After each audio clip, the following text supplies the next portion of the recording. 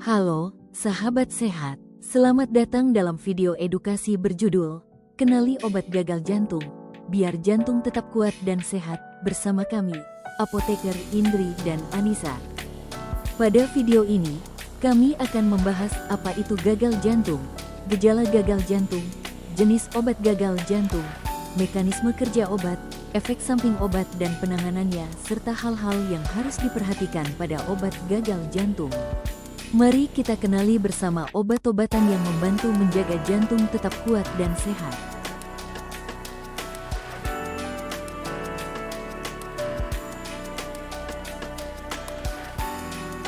Jantung adalah organ vital yang bekerja tanpa henti setiap detik.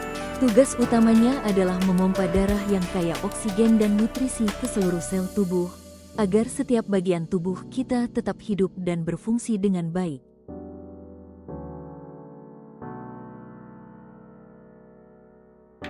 Namun pada kondisi gagal jantung, otot jantung tidak mampu memompa darah sebanyak yang dibutuhkan tubuh. Akibatnya, aliran darah yang membawa oksigen dan nutrisi menjadi tidak cukup.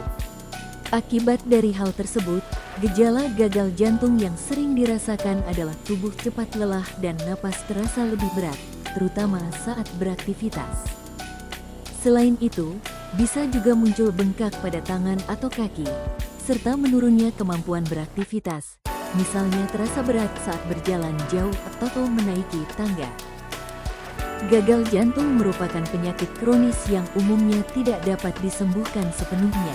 Namun, gejalanya dapat dikontrol melalui penggunaan obat-obatan gagal jantung secara teratur, serta dengan memperbaiki gaya hidup sehari-hari. Setiap obat gagal jantung memiliki cara kerja yang berbeda. Mari kita kenali lebih lanjut jenis-jenis obat yang digunakan untuk membantu penderita gagal jantung. Kelompok obat pertama adalah S-inhibitor, ARB, dan ARNI. Ketiganya bekerja dengan cara mengurangi beban kerja jantung, sehingga membantu mencegah kondisi gagal jantung menjadi lebih parah. Perlu diingat, pasien hanya memerlukan salah satu dari ketiga obat ini, tidak digunakan bersamaan. Selain S-inhibitor, ARB, dan ARNI, terdapat beberapa kelompok obat lain yang juga penting pada gagal jantung. Yang kedua adalah beta blocker, bekerja dengan mencegah jantung berdenyut terlalu cepat dan terlalu kuat, sehingga jantung dapat beristirahat dan bekerja lebih efisien. Selanjutnya, antagonis aldosteron membantu memperbaiki fungsi jantung dan mengurangi penumpukan cairan.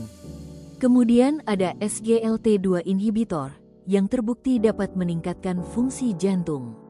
Dan terakhir, diuretik, yang berfungsi mengurangi penumpukan cairan di pada tubuh sehingga dapat mengatasi sesak pada pasien gagal jantung. Pasien gagal jantung umumnya mendapat 4 hingga 5 obat jantung dalam sehari, dengan jadwal minum yang berbeda. Untuk hasil optimal, semua obat perlu diminum sesuai anjuran karena efeknya saling melengkapi.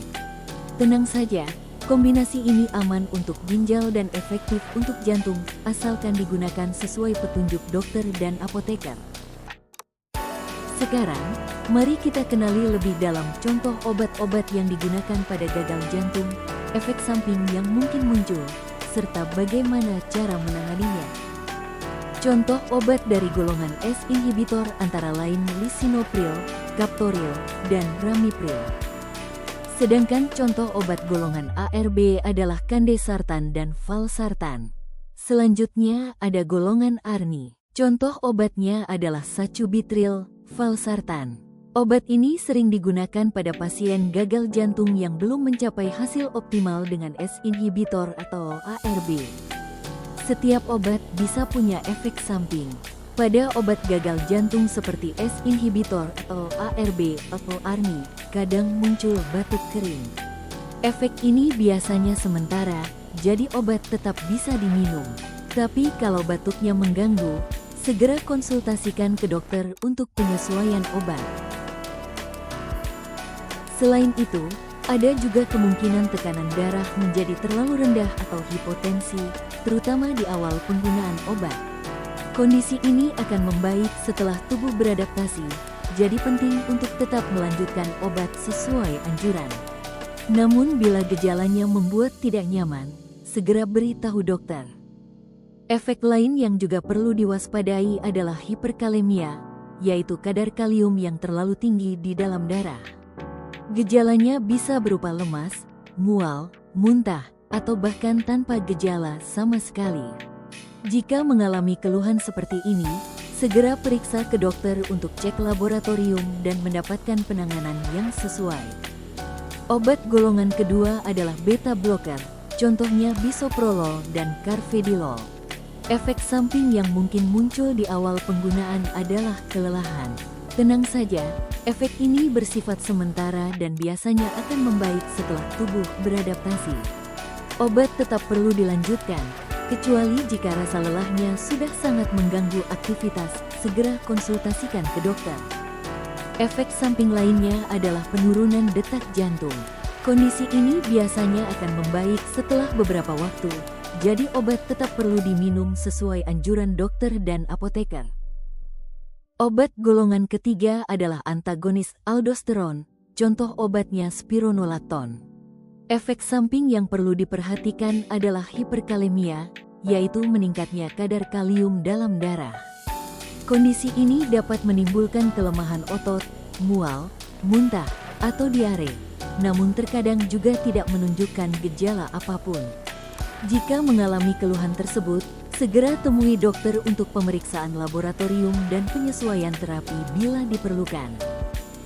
Obat golongan keempat adalah penghambat sodium glucose cotransporter 2 atau SGLT2 inhibitor, contohnya dapagliflozin. Efek samping dari obat SGLT2 inhibitor adalah penurunan tekanan darah atau hipotensi. Hipotensi muncul saat awal pengobatan dan bersifat sementara. Namun, bila keluhan tersebut mulai mengganggu aktivitas sehari-hari, segera hubungi dokter. Obat golongan kelima adalah diuretik, contohnya furosemid. Obat ini membantu mengeluarkan kelebihan cairan dari tubuh sehingga gejala bengkak dan sesak bisa berkurang. Jika pasien tidak mengalami keluhan tersebut, biasanya obat furosemid tidak diberikan. Efek samping yang perlu diperhatikan, furosemid dapat menurunkan tekanan darah.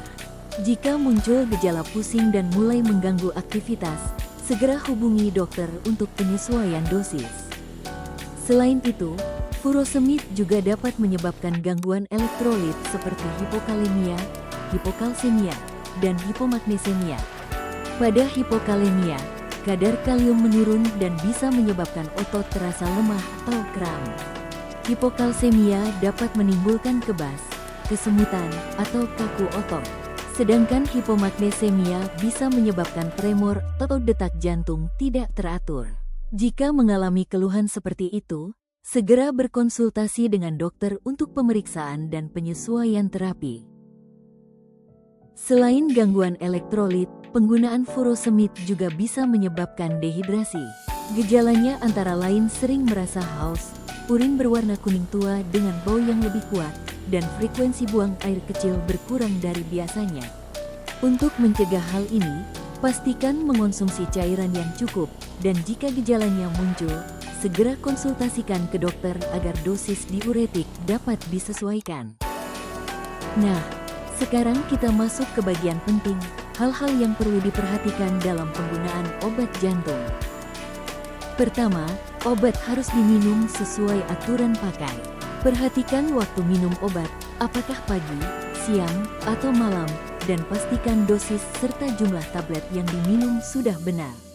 Kedisiplinan dalam jadwal minum obat sangat membantu menjaga kestabilan kondisi jantung.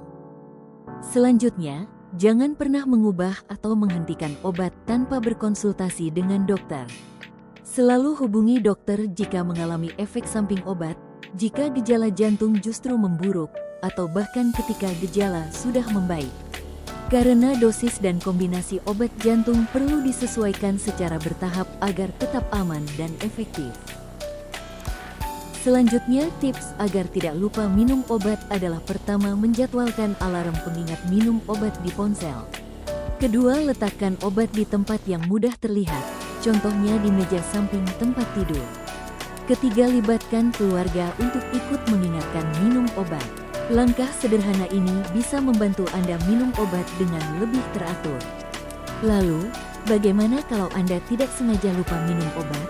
Jika obat diminum 1 kali sehari dan Anda ingat saat masih di hari yang sama, segera minum obat tersebut. Namun, kalau baru teringat keesokan harinya, cukup lewati dosis yang terlewat dan lanjutkan jadwal minum obat seperti biasa. Ingat, jangan pernah menggandakan dosis. Kalau obat diminum lebih dari 1 kali sehari dan waktu minum berikutnya sudah dekat, cukup lewati dosis yang terlupa. Jangan menggandakan dosis, ya, karena itu bisa meningkatkan risiko efek samping dan justru tidak membuat obat bekerja lebih baik. Demikian penjelasan tentang obat-obatan gagal jantung dan cara penggunaannya dengan aman. Ingat, minum obat secara teratur sesuai anjuran dokter dan apoteker sangat penting agar jantung tetap kuat dan gejala tetap terkendali. Semoga informasi ini bermanfaat dan membantu Anda menjaga kesehatan jantung dengan lebih baik.